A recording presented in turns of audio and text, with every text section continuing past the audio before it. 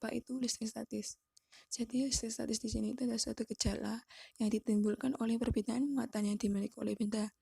Adapun contoh gejala listrik statis yang terdapat di kehidupan sehari-hari yang ada di sekitar kita itu apa saja? Yang pertama di sini ada seorang anak kecil yang bermain perosotan plastik, di mana ini rambutnya berdiri. Kenapa seperti yang kita ketahui saat kita saat kita menggosokkan baju atau plastik dan sebagainya, lalu kita tekan di rambut, maka rambut kita akan berdiri.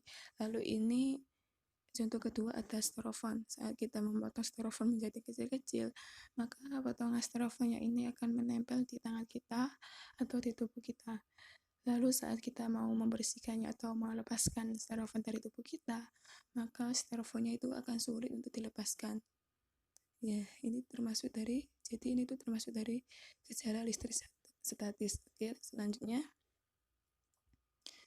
membuat benda menjadi bermuatan. Jadi benda itu awalnya adalah netral atau alami.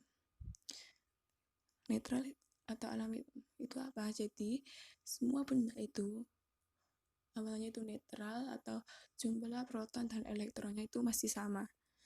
Adapun bagaimana caranya agar benda itu bisa bermuatan, maka dengan cara yang pertama itu dengan cara konduksi. Konduksi ini tuh caranya dengan menempelkan benda dengan benda yang sudah bermuatan. Ini ada contoh gambarnya. Oke. Ini bola ini tuh masih dalam keadaan netral atau proton dan elektronnya sama. Setelah itu didekati dengan batang yang bermuatan positif, maka elektronnya ini akan berpindah ke batang positifnya ini. Jadi di bolanya ini akan menghasilkan positif. Setelah itu cara yang kedua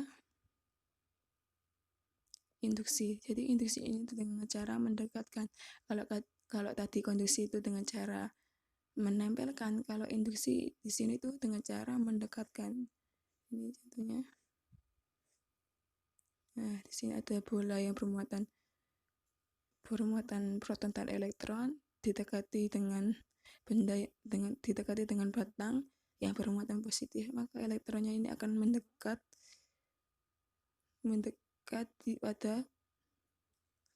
pada batang positif.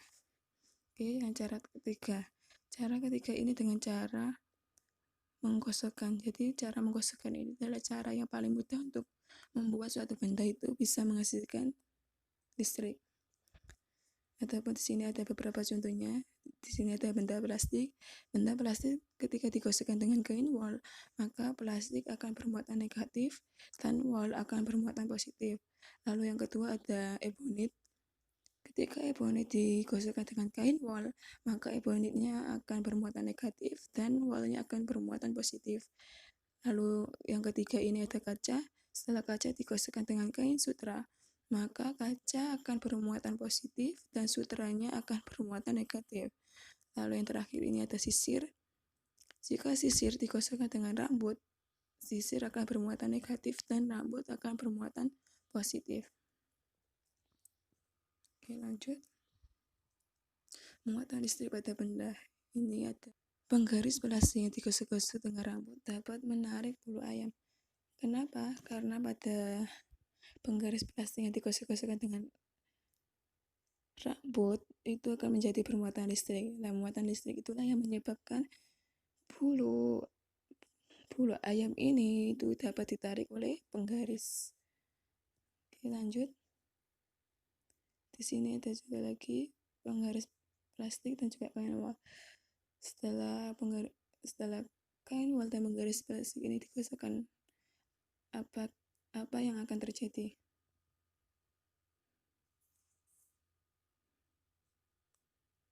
Jadi yang akan terjadi adalah penggaris plastiknya akan bermuatan negatif. Nah, ini penggaris plastik yang digosok-gosokkan dengan kain wol. Oke, next. Ini ada contoh lagi, ada kaca dengan kain sutra. Jika digosokkan, apa yang akan terjadi? Jadi kacanya ini akan bermuatan positif. Kenapa? Karena kaca yang digosokkan dengan kain sutra ini maka akan bermuatan positif karena elektron dari kacanya itu akan pindah ke kain sutra. Lanjut, interaksi antara muatan listrik. Jadi jika muatannya itu sama, maka dia akan tolak menolak. Terus yang kedua, jika muatannya itu berbeda, maka akan saling tarik-menarik. Oke, selanjutnya kita bahas elektroskop. Jadi elektroskop di sini itu digunakan untuk mengetahui muatan listrik pada benda.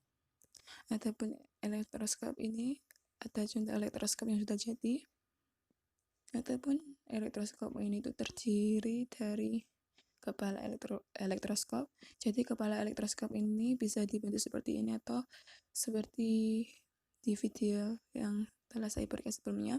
Terus di sini ada konduktor. Lalu sini ada daun elektroskop dan juga ada dinding kaca. Lalu bagaimana prinsip kerja dari elektroskop? Jadi ini yang pertama itu batasan elektroskop netral, maka daun elektroskopnya ini akan tertutup.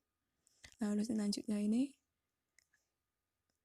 pada saat elektroskop bermuatan, daun elektroskopnya ini akan terbuka. Jadi jika ini itu dipengaruhi oleh benda lain yang bermuatan, maka daun elektroskopnya akan terbuka. Oke, lanjut. Lalu bagaimana dengan muatan listrik pada elektroskop dengan induksi? Jadi ini yang pertama seperti yang tadi, masih dalam keadaan netral karena belum ada pengaruh dari benda lain. Lalu yang kedua ini, didekati dengan benda yang bermuatan positif, maka elektronnya akan berpindah ke kepala elektroskop. Ditarik oleh benda yang bermuatan positif ini, maka elektronnya akan berpindah di kepala elektroskop. Maka daun elektroskopnya ini akan saling menjauh, berarti akan membuka. Lalu ini bagaimana jika elektroskopnya ini disentuh dengan tangan, maka kepala elektroskopnya itu dari bumi akan mengalir menuju elektroskop dan menetralkan daun elektroskop, maka daun elektroskopnya itu akan menutup. Lalu yang ini tuh elektroskopnya menjadi bermuatan negatif karena menerima elektron dari bumi. Jadi jenis muatan benda terinduksi itu berlawanan dengan jenis muatan benda yang menginduksi. Lalu, oke, selanjutnya adalah hukum Coulomb. Di sini ada dua benda bermuatan sama, maka dia akan tolak-menolak. Jadi hukum Coulomb ini ada dua jenis. Jika muatannya sama, maka dia akan tolak-menolak. Lalu jika muatannya berbeda, maka dia akan tarik-menarik. Oke. Besar gaya tarik atau tolak antara muatan sebanding dengan besar muatan masing-masing dan berbanding terbalik dengan kuarter jarak antara dua muatan. Jadi dapat dirumuskan F sama dengan K Q1 dikali Q2 dibagi R kuadrat. Di mana F-nya ini adalah gaya Coulomb dan Q-nya ini adalah muatan dan R jarak dan K itu konstanta yang sudah diketahui 9,10 pangkat 9. Di sini ada contoh dua buah muatan listrik positif yang ada di dalam membran sel masing-masing sebesar G dan 2G terletak pada jarak 2 cm. Hitung berapakah gaya Coulomb yang dialami kedua muatan tersebut jika G-nya adalah 1,6 kali 10 pangkat min 19 C. Jadi ini dapat diketahui G-nya itu ada 1,6 ini. Lalu muatan 1 itu adalah G. Lalu muatan 2 adalah 2G. Karena G-nya sudah diketahui 1,6 kali 10 pangkat min 19 berarti tinggal dikalikan. Karena pada muatan satunya adalah G, maka 1 dikali 1,6 kali 10 pangkat min 19 itu sama dengan 1,6 kali 10 pangkat min 19 kolom. Lalu batang-batang kedua ini itu ada 2Q, ini ada 2Q, maka ini dikalikan dengan 2, berarti 3,2 kali 10 pangkat min 19 kolom. Lalu di sini R-nya itu diketahui ada 2 cm, kita rubah ke meter, maka hasilnya 0,02 m. Lalu yang ditanya apa? Di sini yang ditanya adalah gaya kolom.